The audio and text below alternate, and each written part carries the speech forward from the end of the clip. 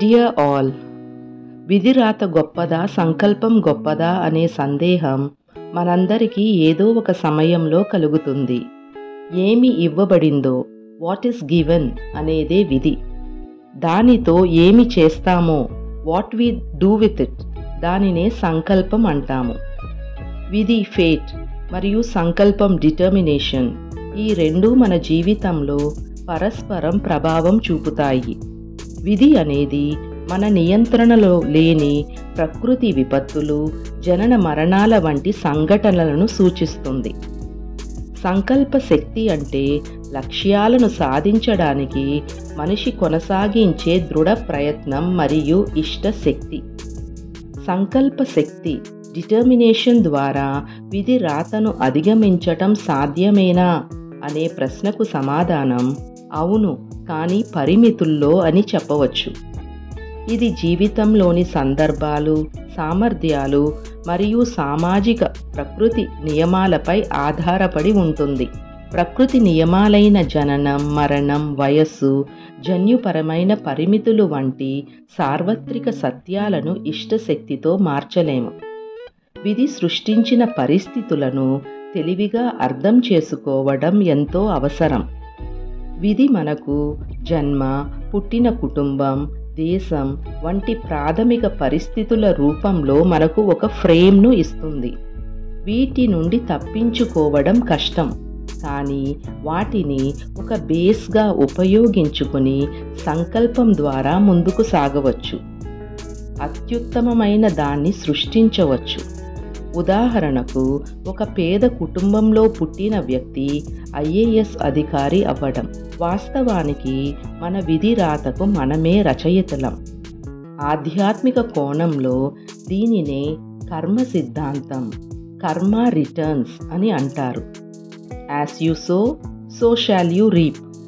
ఉదాహరణకు, ఒక రైతు ఏ రకమైన విత్తనం నాటితే అదే పంటను ఎలా పొందుతాడో, అదేవిధంగా మంచి లేక చెడు కర్మల ఫలితాలను అనుభవించవలసి ఉంటుంది అని శ్రీకృష్ణ భగవానుడు తెలిపారు.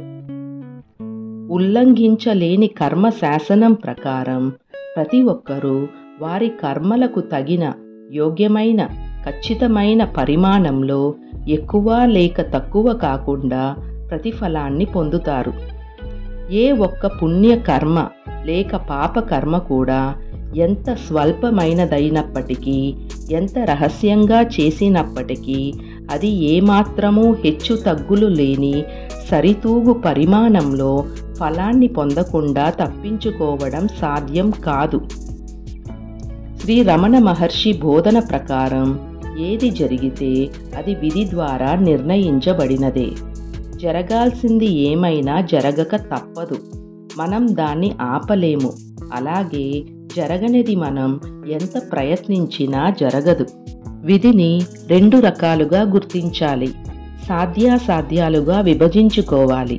అనగా అనివార్యమైనవి మరియు ఇష్టశక్తితో మార్చగలిగినవి.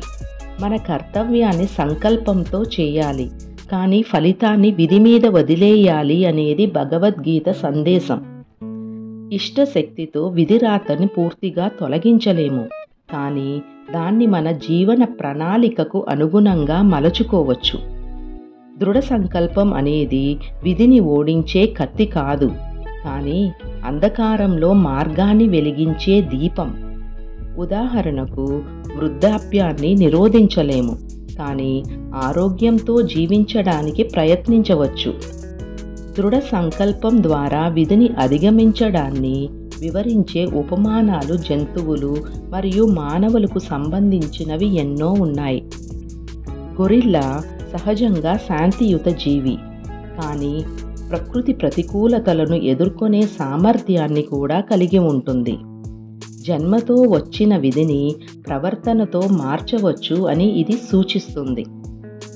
సముద్రపు తాబేలు గుడ్డును పచ్చిక మైదానంలో పెడుతుంది. పిల్ల తాబేలు సముద్రాన్ని చేరుకోవడానికి పక్షులు, మనుషుల నుండి ఎన్ని ప్రమాదాలు ఎదురైనా దాని స్వభావ సంకల్పం, బేసిక్ ఇన్స్టింక్ట్ ద్వారా గమ్యాన్ని చేరుకుంటుంది. విధి మార్గంలో అడ్డంకులు వస్తే సంకల్పం దిశను ఇస్తుంది అని ఇది వివరిస్తుంది. హెలెన్ కెల్లర్ చిన్నతనంలో చూపు, వినికిడి కోల్పోయింది. ఇష్టశక్తితో తన గురువు యానీ సలివన్ సహాయంతో స్పర్శ ద్వారా విద్యావంతురాలు, రచయిత్రి అయ్యింది. అంధకారాన్ని కూడా జ్ఞానంతో వెలిగించవచ్చు అనే సత్యాన్ని ప్రపంచానికి ఎలుగెత్తి చాటింది. అరుణిమా సిన్హా అనే మహిళ రైలు ప్రమాదంలో ఒక కాలు కోల్పోయింది. ప్రపంచంలో మొట్టమొదటి కాలులేని మహిళగా ఎవరెస్ట్ శిఖరాన్ని జయించింది. శరీరపు పరిమితులు మనసు యొక్క పరిమితులు కావు అని రుజువు చేసింది. అంగవైకల్యం రూపంలో విధి స్టీఫెన్ హాకింగ్ను నిరోధించలేదు. సంకల్పం ద్వారా ఆయన శాస్త్రీయ విప్లవాన్ని సాధించాడు. Doctor APJ Abdul Kalam, Elon Musk వంటి వ్యక్తులు తమ సంకల్పం ద్వారా అసాధ్యమని భావించిన లక్ష్యాలను సాధించారు. మయూరి సినిమాలో నటించిన సుధా చంద్రన్ ఒక యాక్సిడెంట్లో కాలు కోల్పోయిన డాక్టర్గా, నర్తకిగా ప్రసిద్ధి చెందారు. పాదాలు, చేతులు లేకుండా జన్మించి ప్రపంచ ప్రసిద్ధ ప్రేరణాత్మక వక్త, మోటివేషనల్ స్పీకర్ అయిన నిక్ బుజిసిక్ విధి అనే సమస్యకు ఇష్టశక్తితో పరిష్కారం కనుగొన్నారు. ఇష్టశక్తి యొక్క ఔన్నత్యాన్ని తెలిపే ఉదాహరణలు పురాణాలలోనూ ఎన్నో ఉన్నాయి. ఉదాహరణకు, విష్ణువు శాపం వల్ల 6 నెలలు నిద్రలో ఉండే కుంభకర్ణుడు యుద్ధంలో రావణునికి సహాయం చేయడానికి తన సంకల్పంతో నిద్రను తాత్కాలికంగా అధిగమించాడు. సూర్యపుత్రుడిగా జన్మించి కులం వల్ల తిరస్కరించబడిన కర్ణుడు తన సంకల్పం, యోధత్వం మరియు దానశీలత ద్వారా దానవీర శూర కర్ణుడిగా చరిత్ర సృష్టించాడు. విధి తనను ఎంత తక్కువగా నిర్వచించినా సంకల్పం దానిని పునర్నిర్వచించగలదు అనేందుకు ఉత్తమ ఉదాహరణగా నిలిచాడు. జంతువులు కలిగి ఉన్న సహజ ప్రవృత్తి సంకల్పానికి ఉదాహరణ. పక్షులు వలస ప్రయాణంలో ఎన్ని ప్రమాదాలు ఎదురైనా గమ్యం దిశగా పయనిస్తాయి. మానవులు నైతిక ధర్మం ద్వారా విధిని మారుస్తారు. ఉదాహరణకు, మార్టిన్ లూథర్ కింగ్ జూనియర్ సామాజిక అన్యాయాలను ఎదుర్కొన్నాడు. జంతువులు సహజ సిద్ధాంతాలను అనగా లాస్ ఆఫ్ నేచర్ను అనుసరిస్తే, మానవులు చైతన్య సంకల్పంతో విధిని అధిగమిస్తారు. విధి మనకు ఒక కథను ఇస్తుంది, కానీ సంకల్పం దాన్ని ఒక గాథగా మారుస్తుంది. జీవితంలోని ప్రతి ఎందుకు అనే ప్రశ్నకు ఎలా అనే పరిష్కార మార్గం ఉంటుంది. అదే సంకల్పం. కర్మ సిద్ధాంతం ప్రకారం మన కర్మలు అనగా మన ప్రవర్తన, చర్యలు మన విధిని రూపొందిస్తాయి. గతంలో మరియు ఈ జన్మలోని మన కార్యాలు, ఎంపికలు మరియు ప్రయత్నం మన భవిష్యత్తును మార్చగలదు. మనం ఒక పరిణామశీల చైతన్యం. మన విధిని మార్చుకోవడానికి విశ్వం యొక్క అనంత శక్తి మనకు తోడ్పడుతుంది. దృఢ సంకల్పం, స్పష్టమైన లక్ష్యాలు, మనోస్థైర్యం మరియు స్థిరమైన ప్రయత్నం మన విధిని మార్చడానికి ఎంతగానో సహాయపడతాయి. ఎందుకనగా సంకల్పం అనేది భవితత్వాన్ని తీర్చిదిద్దే మహత్వపూర్వక శక్తి. మన చర్యలు, దృష్టికోణం మరియు ప్రతిస్పందనలు ఇవే మన జీవిత పరిస్థితులను మార్చేవి. మన ప్రతి చర్యకు ఒక ప్రతిచర్య ఉంటుందనేది ప్రకృతి నియమం. మన నియంత్రణలో లేని వాటిని అంగీకరించి స్వీకరిస్తూ వాటితో సమన్వయంగా జీవించడం ఒక కళ. నీతి శతకంలో తెలిపినట్లుగా క్లిష్ట పరిస్థితుల్లో సహనం కలిగి ఉంటూ ప్రతికూల పరిస్థితులను అధిగమించడానికి సరైన అవకాశం కోసం వెతకాలి. మనం మన విధిని పూర్తిగా మార్చడం అనేది సాధ్యం కాకపోవచ్చు, కానీ భగవంతుడి కృపతో మెరుగుపరుచుకోవచ్చు. దీని గురించి ఒక ఉపమానం ఉంది. ఒక పాములవాడు తన పామును ప్రదర్శించి దానిని తన తాళానికి అనుగుణంగా నృత్యం చేయిస్తూ గ్రామాలలో, పట్టణాలలో ప్రదర్శనలు ఇస్తూ జీవనం సాగించేవాడు. తన జీవనోపాధి ఆ పాముపై ఆధారపడి ఉందని గ్రహించి దానిని ఎల్లప్పుడూ సగం ఆకలితో ఉంచేవాడు. పాము దాని విధిని అంగీకరిస్తూనే అతని నిర్బంధం నుండి బయటపడాలనే ఆలోచనతో ఉండేది. తప్పించుకునేందుకు తగిన అవకాశం కోసం సదా అప్రమత్తంగా ఉండేది. ఒక రాత్రి పాములవాడు అడవిలో నిద్రిస్తున్నప్పుడు ఆకలితో ఉన్న ఒక ఎలుక అతని పైకి వచ్చి బుట్టను వాసన చూస్తూ దానిలో రంధ్రం చేయడం ప్రారంభించింది. ఎలుక లోపలికి ప్రవేశించేటంత పెద్ద రంధ్రం చేసినప్పుడు పాము దానిని మింగి తర్వాత బుట్ట నుండి తప్పించుకుంది. మన ఇంద్రియాలే మన కర్మలకు మూలం. ప్రతి చూపు, ప్రతి మాట, ప్రతి చర్య మన కర్మను రూపొందిస్తాయి. మంచి విషయాలను స్వీకరించడం వలన మనసులో సత్వగుణం పెరుగుతుంది. మనలో ధైర్యం మరియు నైతికతను పెంపొందిస్తుంది. కర్మ శుభంగా మారుతుంది. ఇది మనోశుద్ధికి, బుద్ధి వికాసానికి తోడ్పడుతుంది. మహాత్మా గాంధీ గారి 3 కోతుల చెడు మాట్లాడవద్దు, చెడు చూడవద్దు, చెడు వినవద్దు అనే సందేశం గొప్ప కర్మ పాఠాలను తెలియజేస్తుంది. ఈ విలువైన సందేశాన్ని సాధన చేయడం ద్వారా మనం ప్రాపంచిక మరియు ఆధ్యాత్మిక అభివృద్ధిని సాధించగలుగుతాం. మనల్ని మనం ఉద్ధరించుకోవాలనే బలమైన కోరిక మనలో ఉంటే కనుక భగవంతుని కృపతో మన ఇచ్ఛాశక్తితో దానిని మార్చుకోగలము. ప్రతి కొత్త క్షణంలో మనం మునుపటి క్షణంలో కంటే మరింత మెరుగ్గా ఉండాలి, పరిణతి చెందాలి. మన మునుపటి వ్యక్తిత్వంలోని లోటుపాట్లను గుర్తించి వాటిని పట్టుదలతో అధిగమించవలసిన అవసరం ఎంతైనా ఉంది. ఇలా నిరంతర కృషితో మన వ్యక్తిత్వాన్ని మరింత సుందరంగా తీర్చిదిద్దుకోవాలి. ఈ జీవితం ఎంతో విలువైనది. మనం కోరుకున్నట్లుగా ఈ జీవితాన్ని మలుచుకోవడానికి బాధ్యత తీసుకోవాలి. తన గుణాన్ని మార్చుకునే అవకాశం మానవుడికి మాత్రమే ఉంది. మన ఆలోచనలపై నియంత్రణ కలిగి ఉండాలి. గతం మనల్ని ఈ స్థాయికి నడిపించింది. ఇప్పుడు భవిష్యత్తును మనం ఇక్కడి నుండి సరైన దిశలో నడిపించాలి. మరింత ఉత్తమ స్థాయికి నడిపించేలా ప్రణాళికబద్ధంగా కృషి చేయాలి. నిజాయితీగా, నిస్వార్థంగా, సత్ప్రవర్తనతో జీవించాలి. Where there is a will there is a way. మనసుంటే మార్గం ఉంటుంది. అవకాశాలు అపారమైనవి, అపరిమితమైనవి. పుట్టినప్పుడు మన జీవితం ఒక తెల్లటి కాగితం, క్యాన్వస్ వంటిది. మన ఆలోచనలకు అనుగుణంగా ఒక కళాఖండంగా తీర్చిదిద్దుకోవచ్చు లేదా ఒక చిత్తు కాగితంగా మార్చవచ్చు.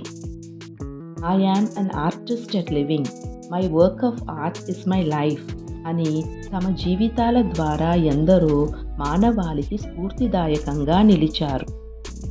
నిజాయితీగా కృషి చేసేవాడు భగవత్ కృపకు అర్హుడవుతాడు. విశ్వాసం అనేది శాస్త్ర అవగాహనకు మించినది. అమెరికన్ కాయిన్స్పై ఇన్ గాడ్ వి ట్రస్ట్, భగవంతుడిపై మాకు పూర్తి విశ్వాసం ఉంది అనే వాక్యం ఉంటుంది. It reflects our belief in the higher power. ఉన్నత శక్తిపై మన నమ్మకానికి ఇది నిదర్శనం. చేసేది చేయించేది భగవంతుడైతే చేయవలసింది మనమే.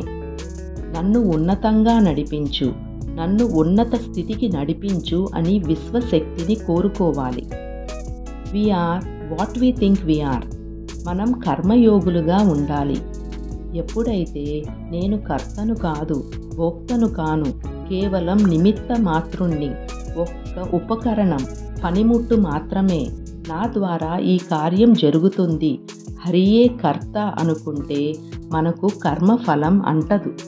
విజ్ఞత కలిగిన వారు సత్కర్మలే చేస్తారు. పాప భీతిని కలిగి ఉంటారు.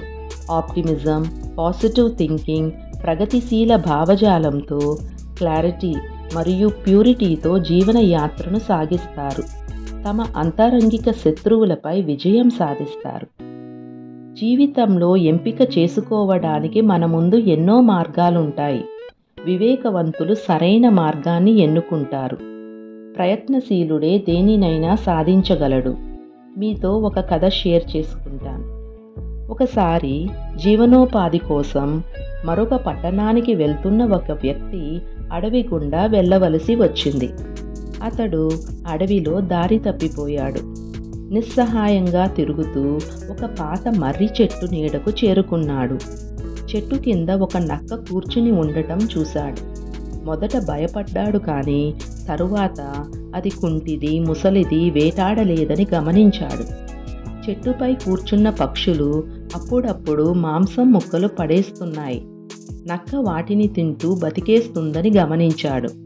ఇలా అతడు కూడా నేను శ్రమ పడాల్సిన అవసరం లేదని, కష్టపడకుండా నక్కలాగే ఎక్కడో ఒక మూలన ఉంటే భగవంతుడు నాకు కూడా అండగా ఉంటాడని భావించాడు. అతడు అక్కడి నుండి ఒక గ్రామంలోకి వెళ్ళాడు. ఒక చెట్టు కింద విశ్రాంతి కోసం ఆగాడు. రోజులు గడిచాయి, కానీ ఎవరూ అతనికి ఏమీ ఇవ్వటం లేదు. అతను ఆకలితో ఉండిపోయాడు. భగవంతుడు పక్షపాతం ఎలా కలిగి ఉంటాడు? నక్కకు ఎలా సహాయం చేశాడు, మరి నాకు ఎందుకు సహాయపడట్లేదు అని ఆందోళన చెందాడు. ఒక సన్యాసి దారిన వెళుతుండగా చూశాడు. తన పరిస్థితిని వివరించి తనను వేధిస్తున్న ప్రశ్నను అతను ముందు ఉంచాడు. సన్యాసి నవ్వుతూ, నిన్ను నక్క పాత్ర పోషించమని ఎవరు చెప్పారు? నువ్వు కుంటివాడివా, వికలాంగుడివా? నువ్వు పక్షిలా ఉండాలి. నీకోసం పనిచేస్తూ నీ మీద ఆధారపడిన వారికి కూడా ఆహారం అందించాలి అన్నాడు. ఈ కథలో 2 నీతులు ఉన్నాయి. ఒకటి, మన సొంత సౌలభ్యం ప్రకారం మన పాత్రను ఎంచుకోకూడదు. కంఫర్ట్ జోన్ నుండి బయటపడాలి. మార్పు అనేది పురోగతి. మార్పు లేకుండా పురోగమనం ఉండదు. మనం మారినప్పుడు విశ్వం మనతో పాటు మారుతుంది. We must be the change we wish to see in the world. మన జీవన ప్రణాళిక ఆచరణాత్మకంగా, వాస్తవికంగా ఉండాలి. నిబద్ధతతో ముందుకు సాగిపోవాలి. మనలో నిజాయితీ ఉండాలి. భగవంతునిపై పరిపూర్ణ విశ్వాసం కలిగి ఉంటూనే నిరంతర కృషి చెయ్యాలి. అందుకే కృషితో నాస్తి దుర్భిక్షం అన్నారు. లక్ష్యాన్ని సాధించడానికి కష్టపడి పనిచేయాలి. నిజాయితీగా కృషి చేసిన వాడు కృపకు అర్హుడవుతాడు. మన జీవిత గమనంలో విధి ఒక ముఖ్యమైన పాత్రను పోషిస్తుంది. అయితే అది 20% మించదు. మనం సరైన వాతావరణంలో పనిచేస్తే, మనలో పట్టుదల ఉంటే మన ప్రణాళికలు త్వరగానే కార్యరూపం దాల్చుతాయి. వాస్తవానికి మన ప్రతి చర్య చాలా విస్తృతమైన ప్రభావాలను కలిగి ఉంటుంది. దీనినే బటర్ఫ్లై ఎఫెక్ట్ అంటారు. సీతాకోకచిలుక ప్రభావం అనేది ఒక అద్భుతమైన సిద్ధాంతం. దీని ప్రకారం ఒక ప్రాంతంలో జరిగిన సీతాకోకచిలుక రెక్కల చప్పుడు ఇంకొక ఖండంలో ప్రచండమైన గాలి వానను రేకెత్తించడానికి కారణం కావచ్చు అని తెలుపుతుంది. ఈ విశ్వంలోని సకలము అనుసంధానించబడి ఉన్నాయి. ప్రతిదీ మరొక దానిని ప్రభావితం చేస్తుంది. మన ఆలోచనలతో కూడా మనం మన పరిసరాలపై అనుకూలమైన లేక వ్యతిరేకమైన ప్రభావాన్ని సృష్టించగలము. లోకహితం కోరుతూ మనం చేసే ప్రార్థనలు ఎంతో విలువైనవి. అవి మన చుట్టూ ఒక రక్షణ కవచంగా ఏర్పడి చెడు ప్రభావాలు మరియు ప్రమాదాల నుండి కాపాడతాయి. సంక్లిష్ట పరిస్థితులలో ఒక చిన్న మార్పు, ఒక స్వల్ప మార్పు తుది ఫలితాన్ని పూర్తిగా మార్చగలదు. మనం ఎదుర్కొంటున్న సమస్యలను పరిష్కరించడానికి మనం గట్టిగా ప్రయత్నించినప్పుడు విధి కూడా మనకు దోహదపడుతుంది. సరైన సమయంలో మనల్ని సరైన స్థానంలో ఉంచి అవకాశాలను గణనీయంగా పెంచుతుంది. పరిణితి పరంగా మనం పరిణితి యొక్క దిగువ కొమ్మల నుండి మరింత పైకి ఎక్కుతూ ఉండాలి. ఎక్కే ప్రతి పై మెట్టులో జీవితం యొక్క విశాల దృక్పథం ఉంటుంది. గతం మనల్ని కలవరపెడుతూ ఉంటే మనం ఎదగలేము. మనం పరిపక్వతతో పైకి ఎదిగినట్లయితే గతంలో మనల్ని కలవరపెట్టిన అనుభవాలే జీవిత పాఠాలుగా మారి మన ఎదుగుదలకు తోడ్పడతాయి. విధిని అంగీకరించడం, కానీ సంకల్పాన్ని వదలకపోవడం అనేది సమగ్రమైన జీవన దృక్పథం. సవాళ్ళని ఎదుర్కోవడానికి సంకల్పం ముఖ్యమైనది, కానీ నియంత్రణ లేని పరిస్థితులను వివేకంతో అంగీకరించడం కూడా జీవిత సామరస్యానికి కీలకం. ప్రతి మానవుడు ఉన్నత జీవితాన్ని గడపటానికి బాధ్యత తీసుకోవాలి. ఉన్నత స్పృహ స్థాయికి ఎదుగుతూ నిరంతరం అభివృద్ధి చెందాలి. చెట్టు యొక్క బలం వేర్ల లోతుపై ఆధారపడి ఉంటుంది. అదేవిధంగా పరిణితిలో ఉన్నత స్థాయికి ఎదగడానికి మనలో లోతైన విశ్వాసం, కాన్ఫిడెన్స్ మరియు గాడ్ఫిడెన్స్ ఉండాలి. We are not human beings having a spiritual experience. We are spiritual beings having a human experience. మనం ఆధ్యాత్మిక ప్రయాణంలో ఉన్న మానవులం కాదు. మనం మానవ ప్రయాణంలో ఉన్న ఆధ్యాత్మిక జీవులం అనే అవగాహన మనలో ఉంటే కనుక we will make our life a happiness project. Sachchidananda స్వరూపులుగా జీవిస్తాం. Let our vices die before us. Let us conquer our inner enemies. మన భౌతిక మరణానికి ముందే మనలోని అంతరంగిక శత్రువులపై విజయం సాధించాలి. Let us evolve as better human beings. Let us live like కర్మయోగీస్. Let us be boundless. కర్మయోగులుగా జీవిద్దాం. జ్ఞాన మార్గంలో చరిస్తూ అనంతత్వం దిశగా మన ప్రయాణం సాగిద్దాం.